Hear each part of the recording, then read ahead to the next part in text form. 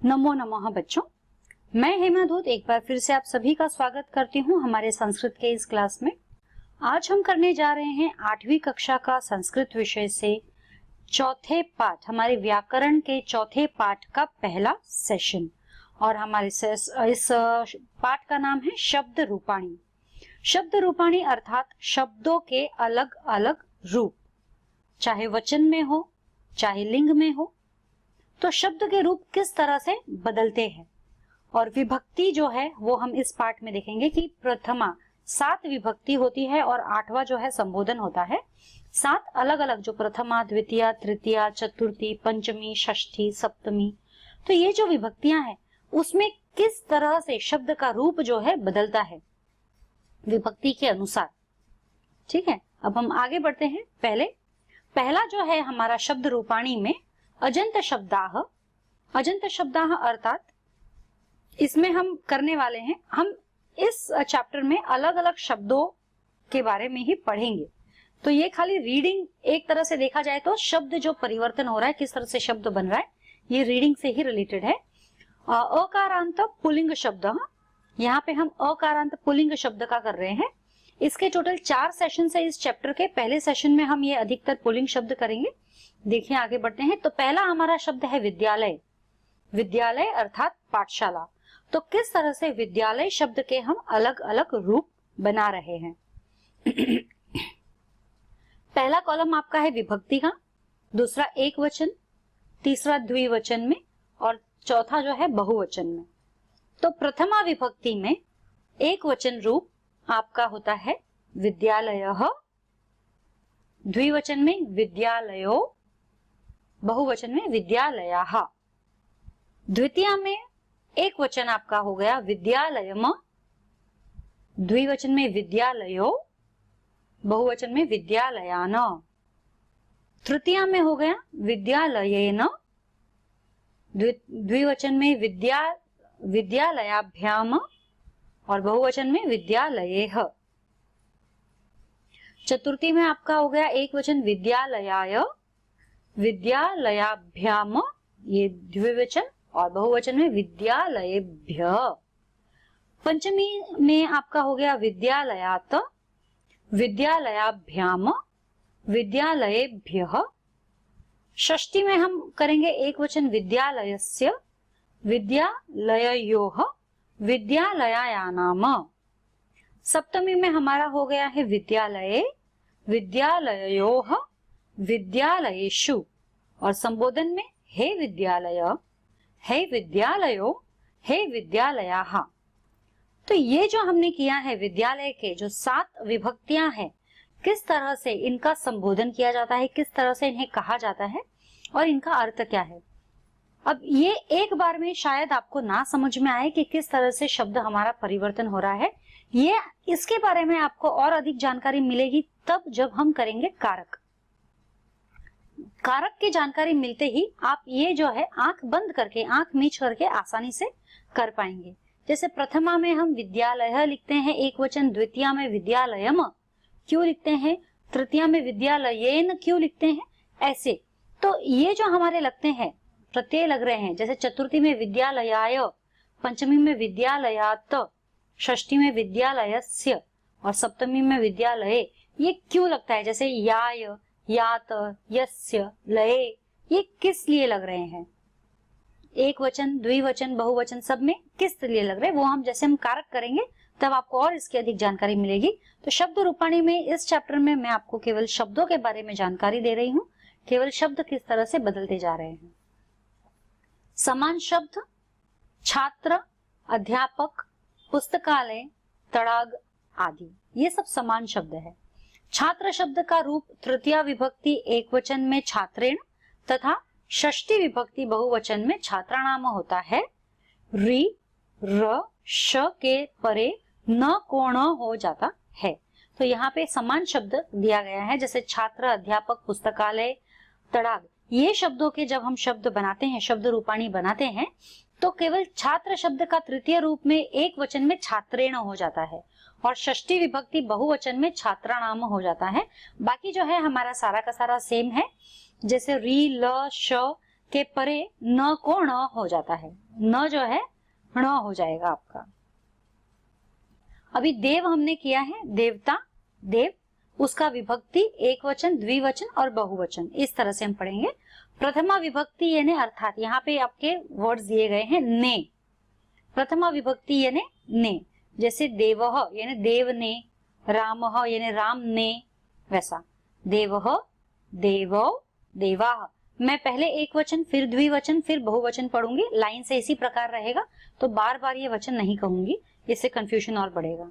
तो प्रथमा विभक्ति अर्थात ने, देवः, देवो, देवाः। द्वितीय विभक्ति यानी को, देवम यानी देव को, देवो यानी उन दोनों देवों को, देवान यानी उन सभी देवों को। तृतीय विभक्ति में आता है आपका के द्वारा, जैसे देवेन यानी कि देव के द्वारा, देवाभ्याम यानी उन दोनों देवों के द्वारा, और देवेह उन सभी देवों के द्वारा। चतुर्थी विभक्ति अर्थात के लिए जो हम शब्द यूज करते हैं ना, राम के लिए, जैसे मैं बोलते हैं देवाय, जैसे देव के लिए, देवाभ्याम, देवेभ्यः। पंचमी विभक्ति अर्थात से, जैसे राम से यह कार्य हो गया, देवात देव से, देवाभ्याम, देवेभ्यः। षष्ठी विभक्ति में का की के आता है, जैसे देवस्य यानी देव का, या देव, देवयो, देवयोः यानी देवो का, और देवनाम यानी देवो के। तो का की का के ये वर्ड हमारे षष्ठी विभक्ति में यूज होता है। सप्तमी विभक्ति में आता है में और पर, देवे यानी देव में या देव पर, देवयोः और देवेशु। और संबोधन में हे या अरे, हे देव, हे देवो, हे देवा, इस तरह से। जैसे हमने देव का किया है वैसे ही हम राम, अश्व, शिव, नर आदि के रूप देव के समान ही चलते हैं। यहाँ भी रामेण, रामाणाम, नरेण, नराणाम रूप होते हैं। पदांत न को ण नहीं होता है, जैसे नरान, रामान, छात्रान, यहाँ पे न को ण नहीं करेंगे, ठीक है। अकारांत नपुंसकलिंग शब्द जो है हमारा फल, पहले हमने पुल्लिंग शब्द किए, अब हम नपुंसकलिंग शब्द कर रहे हैं। विभक्ति एक वचन, द्विवचन, बहुवचन इसी तरीके से जाएंगे। जैसे प्रथमा और द्वितीय ही यहाँ दी गई है, शेष हम देव की भांति ही बदलेंगे। जैसे प्रथमा में फल का हो गया फलम, फले, फलानी, द्वितीय में फलम, फले, फलानी, और बाकी शेष विभक्तियों के रूप देव की भांति ही होंगे। पुत्र, पुस्तक आदि अकारांत नपुंसकलिंग शब्द है, जैसे पुत्र, पुस्तक आदि ये अकारांत नपुंसकलिंग शब्द का भी हम इसी प्रकार से सारी विभक्तियों के बदलेंगे, वचन बदलेंगे। शब्दों के रूप फल के समान चलते हैं। पत्र, मित्र के रूपों में बहुवचन में पत्राणि, मित्राणि रूप बनते हैं। आकारांत स्त्रीलिंग शब्द, अब हम स्त्रीलिंग शब्दों के बारे में करने जा रहे हैं। जैसे है लता, बेल, तो लता में हम करेंगे विभक्ति एक वचन, द्विवचन, बहुवचन, उसी प्रकार शब्दों के रूप जो है पढ़ेंगे। प्रथमा में लता, लते, लताः, द्वितीया में लताम, लते, लताः, तृतीया में लतया, लताभ्याम, लताभि, चतुर्थी में लताये, लताभ्याम, लताभ्याः, पंचमी में लतायाः, लताभ्याम, लताभ्य, षष्ठी में लतायाः, लतयोः, लतानाम, सप्तमी में लतयाम, लतयोः, लतासु, और संबोधन में हे लते, हे लते, हे लताः। अंबा, राधा आदि जो आकारांत स्त्रीलिंग रूप हैं, उनके भी रूप इसी प्रकार लता के समान ही बदलते हैं, चलते हैं। प्रिया की षष्ठी विभक्ति बहुवचन में प्रियाणाम रूप बनता है। केवल प्रिया जो है उसके षष्ठी विभक्ति रूप में प्रियाणाम बनेगा, ठीक है। अब हम करेंगे ईकारांत पुल्लिंग शब्द। पहला जो था हमारा अकारांत पुल्लिंग शब्द था, अब जो है हमारा ईकारांत पुल्लिंग शब्द। तो मुनि, मुनि में ई में अंत हो रहा है यह, तो ई मात्रा में पुल्लिंग शब्द हो गया है। साधु में प्रथमा मुनिः, मुनि, मुनयः, द्वितीया में मुनिम, मुनि, मुनिन्, तृतीया में मुनिना, मुनिभ्याम, मुनिभिः, चतुर्थी में मुनये, मुनिभ्याम, मुनिभ्यः, पंचमी में मुनेह, मुनिभ्याम, मुनिभ्यः। षष्ठी मुनेह, मुन्योः, मुनिनाम। सप्तमी मुनौ, मुन्योः, मुनिषु। संबोधन में हे मुने, हे मुनि, हे मुनयः। समान शब्द जैसे ऋषि है, महर्षि है, वाल्मीकि, कवि आदि। ऋषि शब्द का रूप तृतीय विभक्ति एक वचन तथा षष्ठी विभक्ति बहुवचन में क्रमशः ऋषिणा तथा ऋषिणाम होता है। मतलब सेव जो हमने मुनि का भी किया, उसी प्रकार ऋषि, महर्षि, वाल्मीकि, कवि इत्यादि इन शब्दों का भी हम वचन रूप बदल सकते हैं। केवल जो है तृतीय विभक्ति एक वचन तथा षष्ठी विभक्ति बहुवचन में ऋषिणा तथा ऋषिणाम होगा।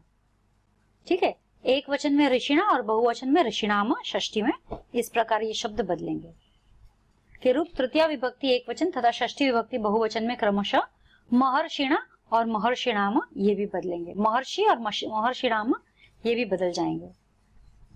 सो what did we learn today बच्चों, आज हमने क्या सीखा है?